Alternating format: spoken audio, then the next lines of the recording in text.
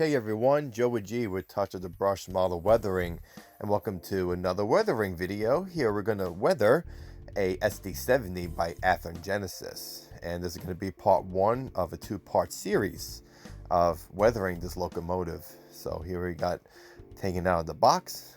It's kind of hard to weather a locomotive when it's inside the box. This is a client of mine, and it's the same client that I worked with doing those BNSF by scale trains, those Dash 9s. And you can see it's very neatly packaged. And it's a beautiful locomotive. SD70s, the Spartan cab versions, are one of my favorite locomotives. And I have an Athearn Genesis of my own that needs to be weathered eventually. So we're going to start here. We tape up the wheels and the couplers and some of the windows. Some of the windows don't even have plastic inside them. They got to be added on, so made spraying the dull coat even easier. So that's what I'm doing right here, spraying some dull coat over the locomotive, tone it down to start off the weathering process. And this is the more of the simple process. So here we're going to do taking the tape off like the other videos.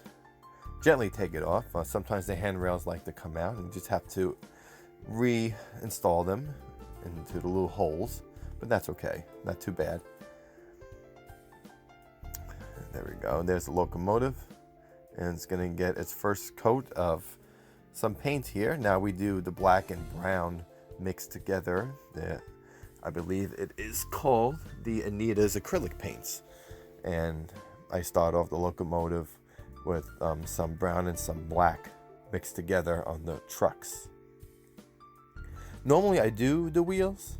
The client didn't want the wheels done, so actually made one less step for me and a little less time consuming. You can see how I mix the colors together and use a piece of paper here to dry off. You don't want it full of paint, but you want just enough for it to catch on the trucks. And here we are doing the fuel tank. Yeah, doing the fuel tank in a downward motion with the fuel tank, and I'm working on the trucks here on the other side of the locomotive. To me, this is so relaxing, just working on trucks and wheels, especially on freight cars.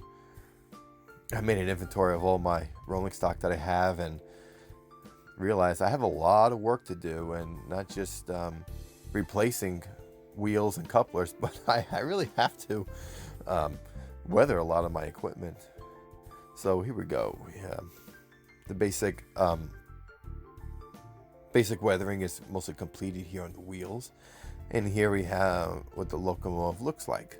That's an actual prototype picture of that same cab number. And I'm doing something, I'm gonna make it look just pretty close to the prototype. And I'm adding some black to the fuel tank, represents some spillage. Another way to do this is also using watercolor and a Q-tip. Watercolor has a little more of a shimmer to it, and sometimes the texture is better. And you can see I'm using dental pick to represent some oil streaks.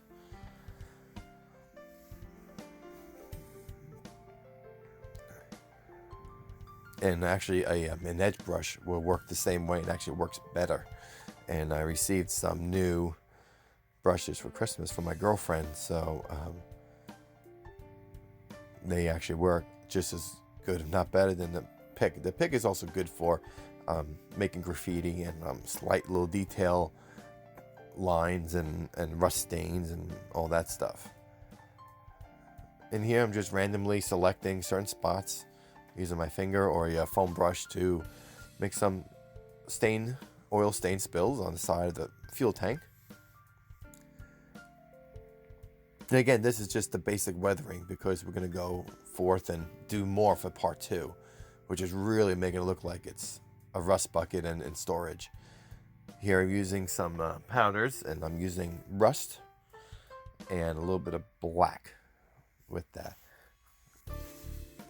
And again, the locomotive is a little bit of a rust bucket, but see, you got some of that, a little bit of that gray. It's a dark gray kind of rust, dark gray powder rather. And I Not every truck is going to be perfectly the same. It doesn't look real. And so you added the black on top of that. Yeah. Did the same thing here. Certain spots will get that grayish rust powder. I don't even know the name of it. It's a dark rail brown. That's the name of it. The dark rail brown. And that's one of my favorite colors to use on locomotives and freight cars. And now we're doing the same thing on the side of the locomotive. Using that rail brown on the sides that really brings out the details of these models.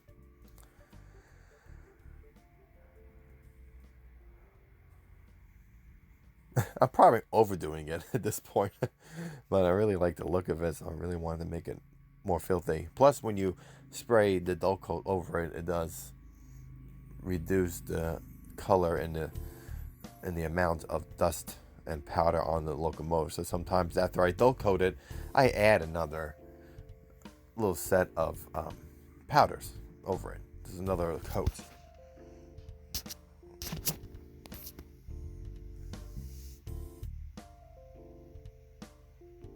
Now I'm adding some rust here and there in certain spots on certain gears of the trucks. And again, this is a base of the weathering process, because part 2 is going to be a little more in depth. And you'll see just by the look of the locomotive, the result of it is totally different from this.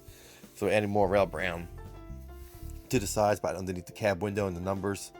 And now the whole locomotive is now getting a coat of the soot brown, the soot black on the sides of the cab of the, the whole body's actually getting the soot color powder. And I'm going around the Norfolk Southern logo, because in the picture the NS is not filthy, it's actually pretty clean looking. And it looks like I'm going over it, but I'm just fading it just a tad, and it's not really that much of the black powder on it. Because we're going to go back and add all the rust stains and white bleed spots and all that stuff there. So it's going to be it's going to look really cool.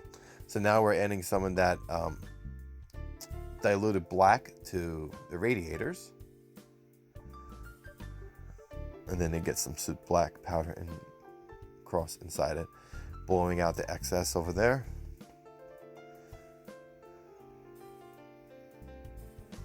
Same thing on the other side, using the soot black, going around the logo.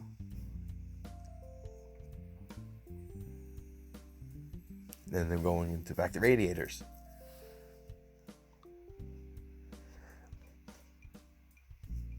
Now I do 2 SD70s.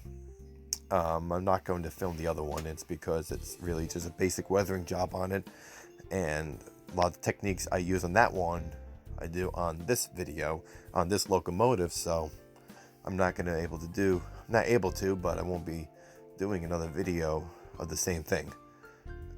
I do have pictures though that I will show of the second locomotive, and I did show in the last one when I did the toastal unit. I showed a picture of what it looked like.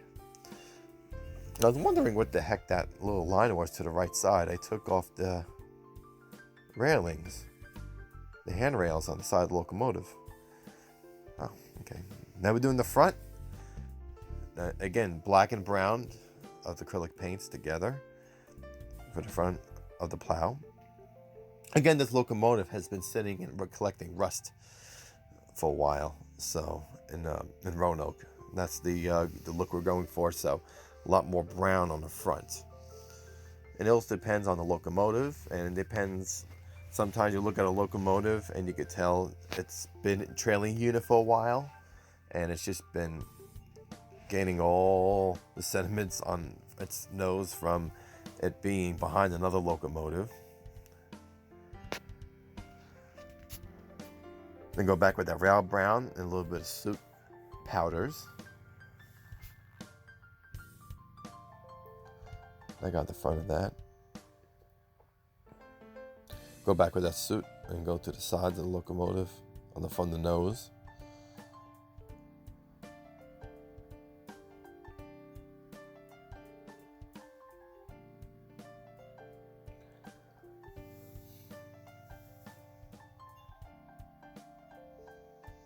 Make sure you get the walkways. Very important. Always looks weird when the walkways aren't done. Now we're going to the rooftop. The rooftop, just like the other locomotives, he wants it really black. So I start off with diluted black acrylic paint, and I covered the entire top. And since it is a black locomotive, it's actually easier to work with. Like for Conrail engines, you got a blue top. So to do fully black, it kind of looks realistic, but it looks too dirty sometimes. So I just add a very light touch of the diluted black to just around the radiators and the stacks itself of the locomotive. But here you can see the full effect with the soot black, and the black acrylic paint really makes it look filthy on top. Heck, this engine probably went through the Pocahontas district, through West Virginia. And we're doing the back. Plow. And I always loved these engines, and I remember when I first got one, this is when they were DC. And when I first got one, I fell in love with it because of the ditch lights, and I love running these engines long hood forward. I really can't wait to upgrade my engine. But when I first started weathering, I decided to do that locomotive, and I broke the trucks on it. So I really have to replace them. So here we're doing the final touches of the first part of the series, and we're coating everything with dull coat.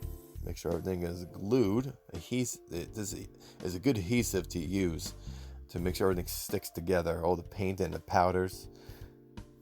And sometimes you may have to go do a little bit of touch-ups on the powder and on the powders here and there. But here I'm using a little bit of a Q-tip with rubbing alcohol to get rid of some of the ditch lights to make them nice and clear. So there you have it. That's what the locomotive looks like in the first part, and we're gonna make it look like that one on the right. So that's gonna be fun. I hope you guys enjoyed this video of the part 1.